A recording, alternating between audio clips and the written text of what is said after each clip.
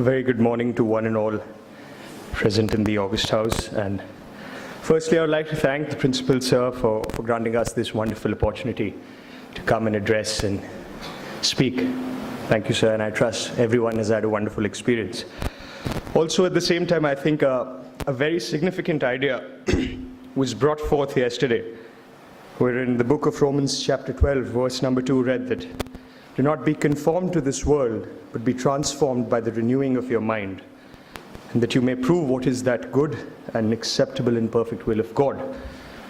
So the very idea that we do not need to conform to this world and that we need to ask the right questions and clarify all our doubts before accepting any set pattern or tradition in our society. So I think it is very important for us to understand that when we conform to certain ideals, certain patterns of our society without asking the right questions, we make a big mistake. And I think it is not rocket science for us to understand that when in this society we accept materialism at its best, corruption becomes an obvious menace. When we feel and understand that people who have fancy bungalows, who have an exuberant attire, etc., are people whom we judge and look at with that eye that these are some people who are really successful or probably really influential at the same time.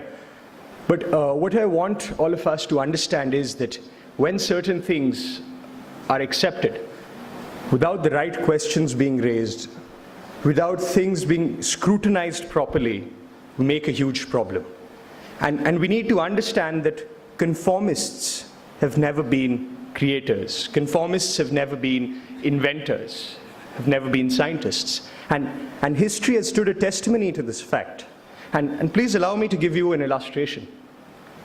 Thousands of years ago, the first man discovered how to make fire, and he was probably burnt at the stake, for he had taught his brothers to light.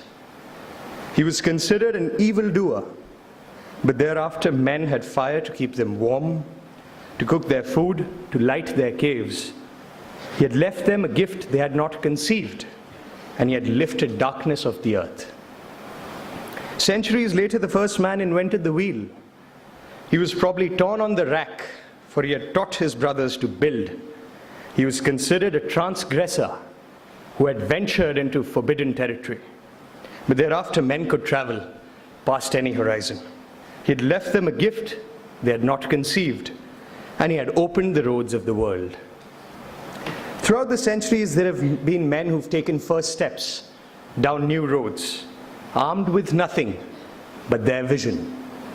Their goals differed, but they had just these certain things in common.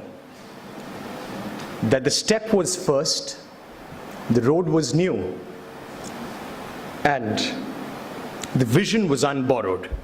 And the response they received, hatred.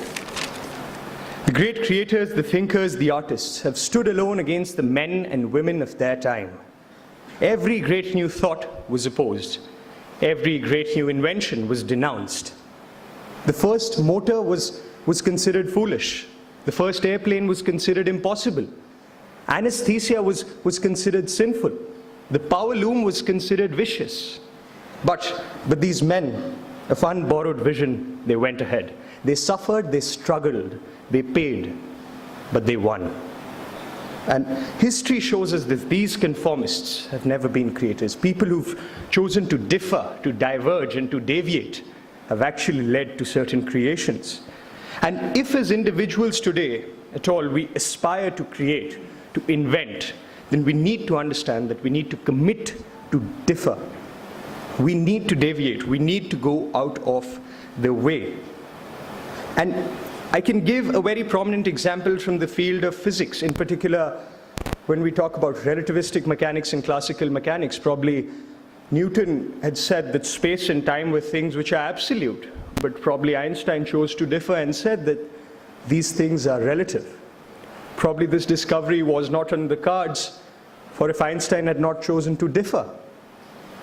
When Nelson Mandela was asked in one of his interviews, just 2 years prior to his death, that what led you to the entire, what motivated you through this entire process of giving freedom to the black citizens of Africa. He summed it up in 2 lines, and he said that when the white rulers were here, the politicians were here, they saw the things which were prevalent in society and asked the question, why?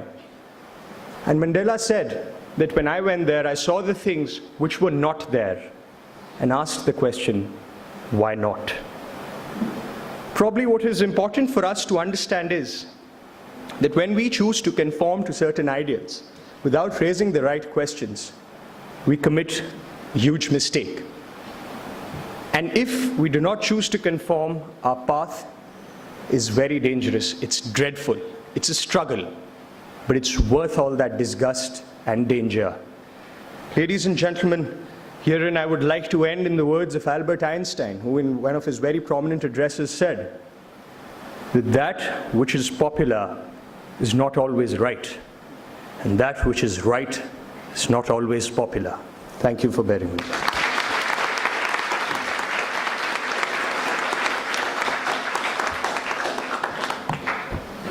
Good morning, everyone. The reading for today is taken